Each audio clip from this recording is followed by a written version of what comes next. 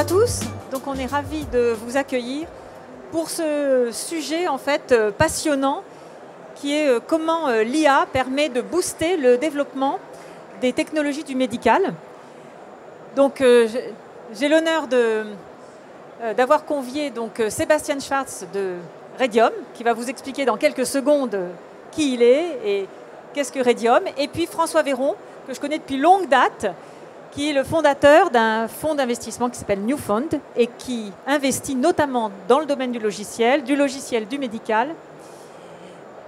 Donc bonjour, peut-être en quelques secondes, vous pouvez vous présenter tous les deux. Bonjour, ravi d'être ici, merci beaucoup pour cette invitation. Sébastien, du coup CEO de Radium. On développe la nouvelle génération d'IA pour la radiologie et l'imagerie médicale 3D, donc CT scan et IRM. On existe depuis 3 ans, aujourd'hui on est 25, très deep tech, la moitié de l'équipe, les 3/4 de l'équipe en développement deep tech. Et avant ça j'ai travaillé chez Hawkin, qui est une startup d'IA dans la drug discovery, donc la découverte de nouvelles thérapies, avec de l'IA, qui est une licorne franco-américaine. Et j'ai travaillé 6 ans en stratégie dans cette société. Voilà. Et François Véron de Newfund, qui est un fonds d'investissement early stage. Donc on investit dans des entreprises qui ont encore tout à prouver, c'est ça qui nous passionne. On investit en France et aux États-Unis. Et depuis 5 ans maintenant, tout particulièrement dans le domaine de la santé numérique, avec un nouveau fonds centré sur les technologies, les startups de santé numérique qui ont lié au cerveau. Donc c'est tout ce qui va être neurologie, psychiatrie, avec des très grosses applications de l'IA dans ces nouveaux domaines. Parfait. Alors effectivement, François, donc tu connais bien ce secteur du logiciel dans le domaine du médical. Alors qu'est-ce qu'on peut dorénavant faire avec l'IA et qu'on peut peut-être moins faire avant? Qu'est-ce qui révolutionne finalement ce secteur? De manière très générique, et après Sébastien va donner une illustration qui sera beaucoup plus précise, mais la santé se caractérise par une donnée très structurée, extrêmement abondante, et des mécanismes qui sont nos mécanismes biologiques d'une incroyable complexité. Quand on croit à retrouver quelque chose, on se rend compte quelques années après que finalement c'est beaucoup plus compliqué. On a par exemple, on a parlé de psychiatrie ou domaine du cerveau d'une manière générale. Par exemple, une des découvertes relativement récentes, ça a été l'impact des gènes, des prédispositions génétiques dans le domaine de l'autisme.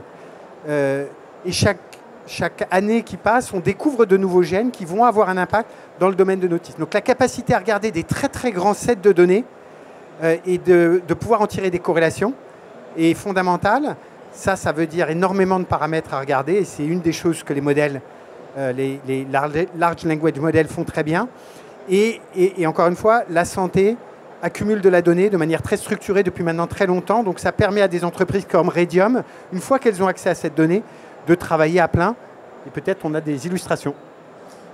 Voilà, alors peut-être comment vous est venue cette idée finalement d'utiliser l'IA pour ce domaine spécifique de la radiologie, ou plus exactement de la lecture, avant même que l'image n'apparaisse?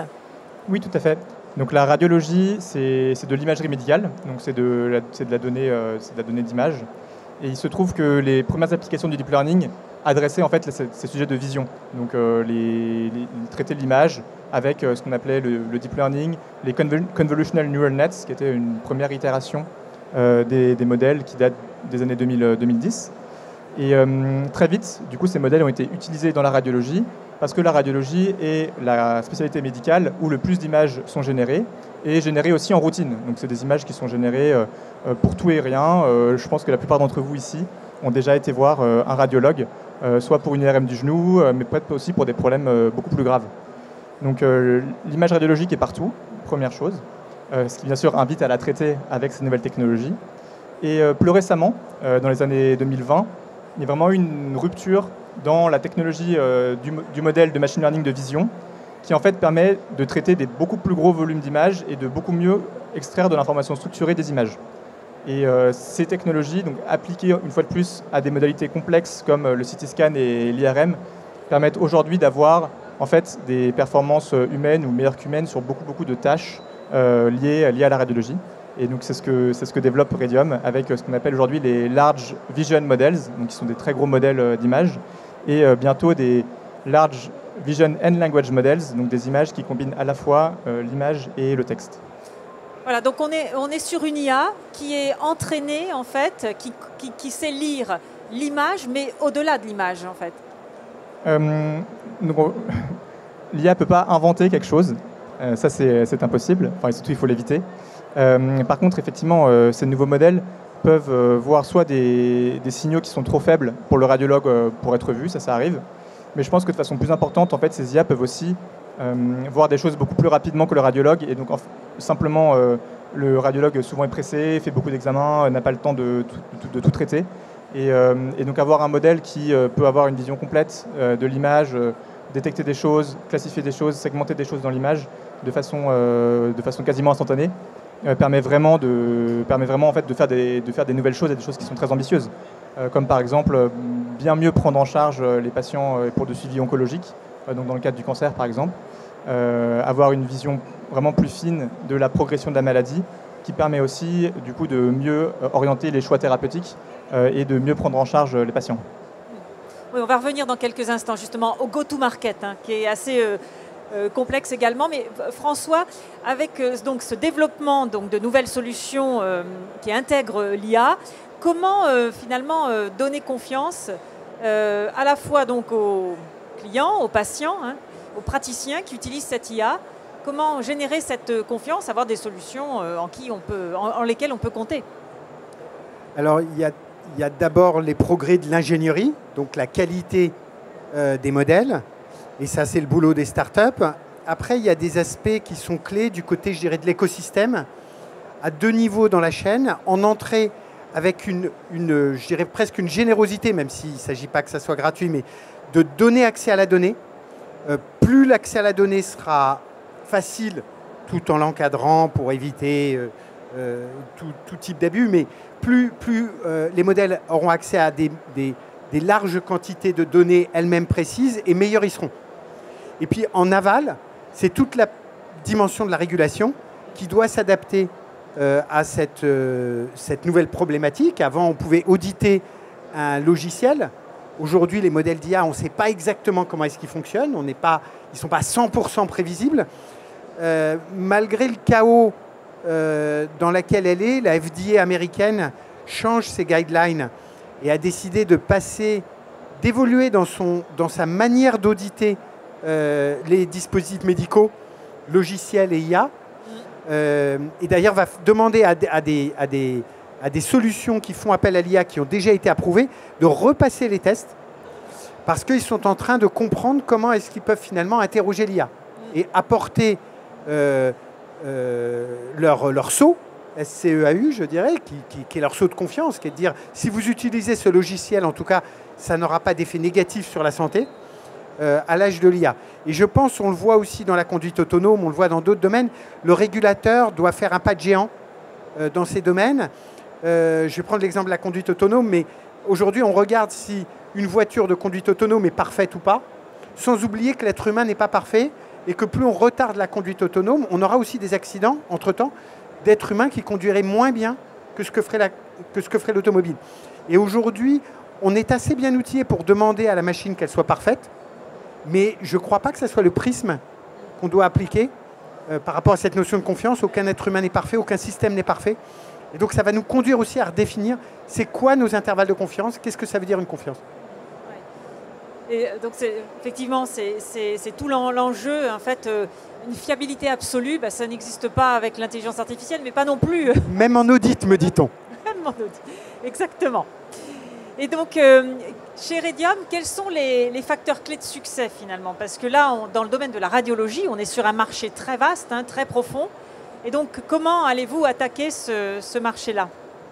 Oui, je pense qu'il y a deux facteurs qui sont vraiment clés. Le premier, c'est le facteur du produit et de l'interface. Donc en fait, c'est le fait que le modèle d'IA, aussi performant soit-il, si le radiologue ne peut pas s'en servir correctement et s'il ne comprend pas comment interagir avec de façon encadrée et certifiée, il ne pourra pas s'en servir et il ne fera rien. Donc le premier enjeu est de mettre à disposition du radiologue des outils des interfaces qui sont aussi nouvelles, comme les modèles sont nouveaux, et qui amènent des nouveaux flux de travail, des nouvelles façons d'interagir, qui le rendent beaucoup plus productif. Donc a priori, les radiologues seront ravis, mais ça demandera quand même de changer leur habitude et leur pratique. Et ça, il faut le faire bien, et ça demande un très grand investissement et beaucoup d'efforts de développement aussi pour repenser ces interfaces. Et donc il y a un exemple qu'on prend régulièrement, mais typiquement les gros modèles de texte ne seraient rien aujourd'hui sans le fait que quelqu'un ait compris que le chat, par exemple, était un bon mode d'interaction avec le texte pour faire des tâches de tous les jours. Et la révolution de la Gen AI aujourd'hui qu'on voit, elle vient aussi par cette innovation du chat qui a permis de rendre accessibles les modèles d'IA au plus grand nombre.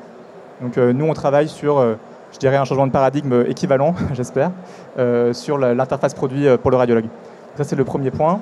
Et deuxième point, effectivement, c'est ces sujets qui se touchent plus au réglementaire et au fait qu'on doit pouvoir prouver que ces modèles fonctionnent et qu'ils fonctionnent de façon que c'est safe pour le patient.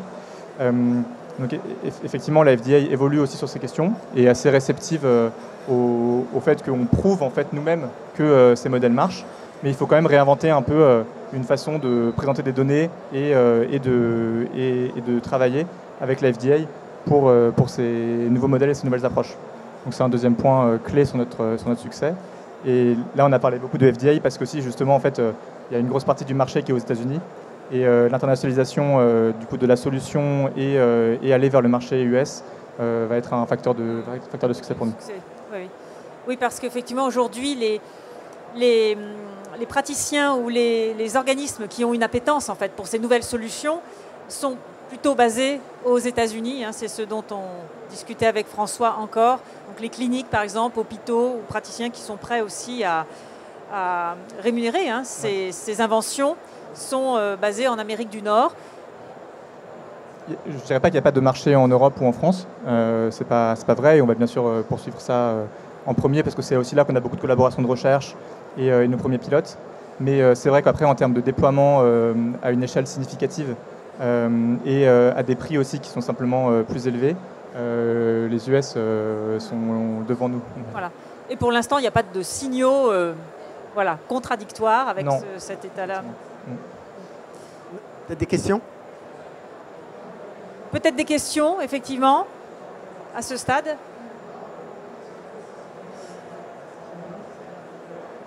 Moi j'en aurais une, c'est sur les développements. Là, on a beaucoup parlé de radiologie, mais toi, François, dans quel autre domaine tu vois effectivement des opportunités ? On en a déjà discuté ensemble, mais dans le domaine probablement aussi du cerveau, avec l'IA. Alors, il y a vraiment... le champ devient immense parce que la recherche sur le cerveau, finalement, est en retard par rapport à d'autres, je dirais, parties du corps. Parce que le cerveau la complexité du cerveau caractérise sans doute l'espèce humaine par rapport à d'autres espèces. Des travaux de recherche qu'on peut faire assez bien sur des modèles murins, par exemple, qui est quand même la base de la recherche scientifique, qui fonctionne très bien en oncologie. Une tumeur chez une souris va se développer quand même de manière assez similaire à un développement cancéreux chez l'homme. La souris, le cerveau de la souris, c'est 71, je crois, millions de neurones. Le cerveau humain, c'est 86 milliards de neurones.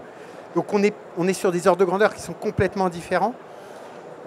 L'observation aussi est différente. C'est là où il y a un aller-retour entre l'IA et les neurosciences. Les neurosciences ont inspiré l'IA, notamment à travers le cortex visuel. Aujourd'hui, l'IA permet de lire dans le cerveau de manière beaucoup plus précise.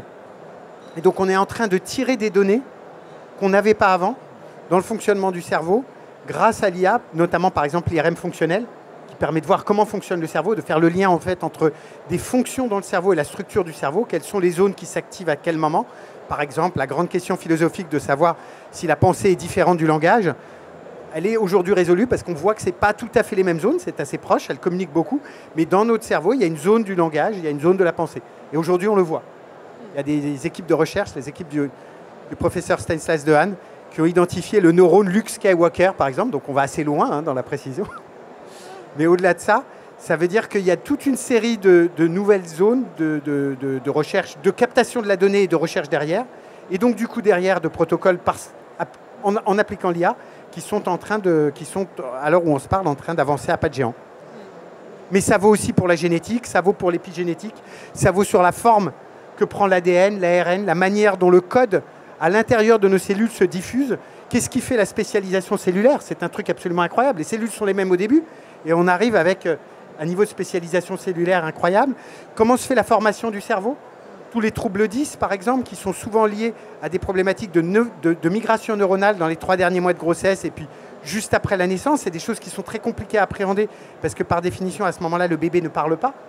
Donc on ne peut pas avoir le type d'échange qu'on a avec des adultes. Aujourd'hui, on peut, à travers l'analyse de la structure du cerveau, comprendre toute une série de choses qu'on ne comprenait pas avant. Oui, donc là, on s'attaque au domaine considéré comme le plus complexe du corps humain, avec l'IA, effectivement, de nouvelles possibilités de comprendre et ensuite de développer effectivement des solutions pour soigner. Donc c'est extrêmement positif, encourageant. Et donc en France et en Europe, est-ce qu'on a vraiment une spécificité? Voilà, parce que ces sujets-là, on est en train de parler d'un marché qui est plutôt en Amérique du Nord pour l'instant, mais là avec effectivement des développements, des capacités en France et en Europe. Qu'est-ce qui fait qu'on a cette avancée finalement, avantage? On a des très bonnes universités, beaucoup de recherches. Pour nous, ça a été très facile, je dirais, de recruter des profils excellents très rapidement. Chez Hawkin, c'est exactement la même chose. On avait vraiment une équipe de choc, on peut dire, qui venait tout droit des meilleures universités françaises. Une appétence pour la recherche en collaboration avec les startups qui est très forte aussi, et relativement facile à mettre en place, probablement plus facile qu'aux États-Unis parce que peut-être un peu moins mercantile.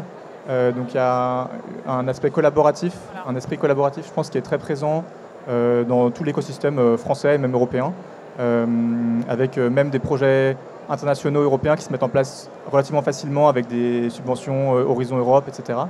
Donc un investissement national et international, enfin du coup européen, dans ces initiatives de recherche. C'est clairement le premier point. Et après, je pense qu'en termes de... Évidemment, il y a beaucoup de il y a plus de financement pour les startups aux US, mais finalement, en France, on a un écosystème VC très développé qui fonctionne bien. Le premier en Europe, je crois, maintenant. Non, je ne crois pas. Il y a vraiment beaucoup d'écosystèmes qui se développent. Ce n'est pas tellement du côté du financement. Moi, je dirais on a une très bonne école mathématique, ce qui est très important dans le domaine de l'IA. On a un trésor caché en France comme en Europe, qui est la donnée derrière le système du payeur unique, l'assurance maladie en France, etc. Quelque chose comme une construction incroyable comme la PHP. Le jour où la PHP organise un petit peu l'accès à sa donnée, c'est un atout absolument unique. C'est-à-dire qu'il faut se rendre compte qu'aux États-Unis, vous n'avez pas un acteur, à part Kaiser Permanente et un certain nombre d'initiatives, mais beaucoup moins développées qu'en Europe, où vous avez un acteur qui va pouvoir vous donner de la donnée transversale sur un bassin de population. Ça, c'est un atout que nous avons, que pour l'instant nous n'exploitons pas, comme nous avons historiquement pas exploité un certain nombre de nos atouts, mais cet atout existe. Et après, on a, je ne sais pas si c'est un handicap ou pas, mais en tout cas, il faut en avoir conscience, on n'a plus d'industrie du medical device en Europe. Grosso modo, c'est un peu radical, mais on avait en France la CGR, etc. Globalement, il n'y a plus, à part quelques héritages de Philips, mais il n'y a plus de grand du medical device en Europe. Est-ce que c'est un avantage, est-ce que c'est un inconvénient? La suite le dira. Très bien. Est-ce qu'il y a des questions sur ce sujet passionnant? Mais assommant alors. Voilà, peut-être un mot, non, certainement pas assommant. Bonjour. Donc, passionnant, oui. Et en fait, moi, je veux revenir sur le marché.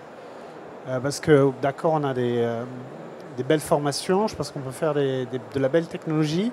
Et du coup, comment on fait pour créer un marché? Je ne sais pas si vous avez des idées là-dessus, mais il existe aux États-Unis. Donc, une start-up peut se développer et aller... d'accord, mais en France, comment on essaie de... Où ça doit bouger, en fait? Où ça peut bouger, selon vous, pour créer ce marché aussi en France? Alors, on sait où ça doit bouger. Ça doit bouger du côté de la prévention et du côté du suivi des maladies chroniques. Ce sont les deux sujets aujourd'hui qui pèsent de manière massive sur le budget de l'assurance maladie. Le directeur de la PHP a sorti un rapport récemment montrant que, je crois que c'est les 2 tiers des dépenses d'assurance maladie vont aux maladies chroniques Et par ailleurs, rapport après rapport, on dénonce l'absence de prévention qui fait que du coup, tout se traite à l'hôpital. Ça coûte très cher parce que l'intervention coûte très cher. Ce n'est pas le fruit du hasard. Donc, toute l'organisation du système de santé aujourd'hui est centrée sur l'intervention à l'hôpital. Et donc, je vous fiche mon billet que si on se retrouve dans 10 ans, on aura le même diagnostic, mais l'espoir sera entier. En termes de fragmentation aussi, nous, on a par exemple parlé à la Suède, à l'Angleterre, à l'Allemagne. Les preuves attendues sont assez hétérogènes. Donc pour nous, en tant que start-up, c'est très compliqué de se dire à court terme, on va monter des collaborations dans d'autres pays que la France à grande échelle, notamment, et qui anticipent un déploiement commercial, parce que les systèmes sont trop hétérogènes de santé et de remboursement.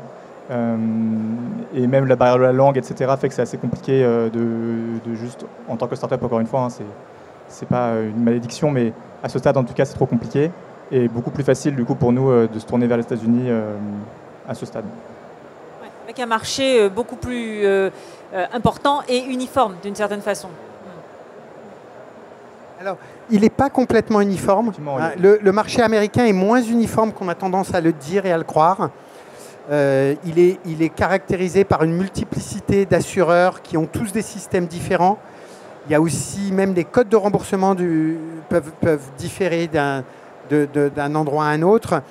Mais il a une caractéristique qui est assez unique et qu'on pourrait qualifier de capitaliste, c'est-à-dire qu'il est ouvert à l'innovation, il n'est pas équitable, mais la diversité des systèmes d'assurance fait que si vous payez plus cher, vous avez accès à un système de santé meilleur.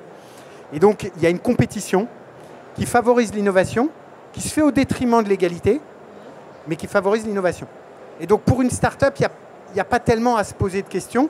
Pour la régulation au sens large, ça touche à des sujets qui sont éminemment politiques, mais pour une start-up, elle choisira toujours le domaine qui est le plus innovant, parce que c'est là c'est là que l'ouverture se fait. Ça serait intéressant de regarder, par exemple en France, où on a encore une fois un organisme qui fonctionne merveilleusement bien, qui est la PHP, mais c'est connu que la PHP n'est pas une plateforme, ça n'est pas un porte-avions pour les startups, voire au contraire. Mais c'est très efficace sur le plan médical. Et quand on a affaire à la PHP, on est plutôt satisfait en général, en tout cas quand ça se passe à l'hôpital. Ouais. Donc, le système le plus ouvert aux startups n'est pas forcément le système qui fonctionne le mieux, et réciproquement. C'est vrai que je peux commenter sur la PHP parce qu'on travaille avec l'AP par exemple. C'est un peu un millefeuille administratif quand même, et c'est ça qui rend difficile en fait l'interaction pour la startup, c'est que il faut parler à chaque hôpital aujourd'hui, c'est encore, il n'y a pas de guichet unique pour les startups à l'AP. Ils sont en train de mettre en place des initiatives qui s'appellent les tiers-lieux, qui sont des initiatives où justement la PHP met à disposition des ressources de façon plus structurée pour les startups pour qu'elles puissent tester leurs produits et les faire grandir. Et ça va dans la bonne direction, je pense. C'est typiquement ce qui va transformer l'AP de 50 hôpitaux en une plateforme de test et à l'échelle, plus grand hôpital européen pour des startups françaises. Donc, avez-vous d'autres questions? Non? Un mot de conclusion, peut-être? Je pense que vous l'avez senti à travers les échanges, mais on parle souvent du coût du médicament. Et c'est vrai que la R&D des Big Pharma coûte très cher. Il y a des médicaments qui sortent qui sont extrêmement coûteux. Dans ce domaine de la santé numérique, de la health tech, tout ce dont on vient de parler, c'est en fait des dispositifs qui sont basés sur les économies d'échelle, qui sont du logiciel. Le coût marginal d'utilisation est à zéro. Donc oui, il faut avoir accès aux données, il faut pouvoir faire tourner les modèles, il faut avoir des équipes comme celle de Redium qui vont mélanger d'incroyables qualités mathématiques et une compréhension médicale et une compréhension industrielle du système de santé. Mais on est sur des coûts de développement qui n'ont rien à voir. Donc ça rejoint un peu le sujet de la prévention tout à l'heure. Si on est capable de pousser ça dans le système de santé, on peut avoir des améliorations qui sont extrêmement brutales à des coûts défiant toute concurrence. Donc je pense que c'est très excitant comme nouvelle perspective. Oui, c'est ça. Moi, je pense qu'on vit une innovation de rupture, vraiment avec ces ces nouvelles générations d'IA et cette logique de productisation qui est en train de se mettre en place. Et donc, moi, je sens que dans la radiologie, typiquement, dans ce qu'on fait, il y a des perspectives qui sont immenses, mais ce n'est pas les seuls. Et je pense qu'il y a beaucoup de secteurs de la santé ou pas qui vont être transformés par cette technologie à vraiment relativement court terme, ce qui rend la chose assez excitante. Parfait. Écoutez, merci infiniment. Merci à vous. Merci. À très bientôt.